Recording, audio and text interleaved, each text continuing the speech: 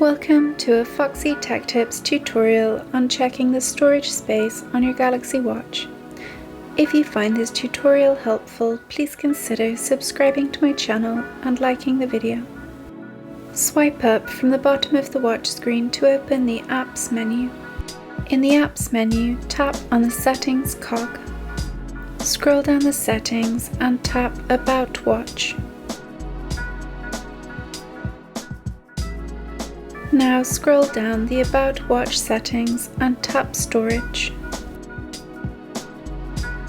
You will now see how much storage space you have used up and how much you have left. If you scroll down, you can see what is using up storage space. You can also check your watch's storage from your phone. To do this, open up the Galaxy Wearable app and tap on Watch Settings. Scroll down the settings and tap About Watch, and then tap Storage.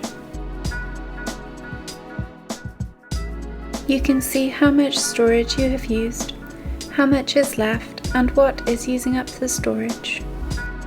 And that draws an end to this tutorial.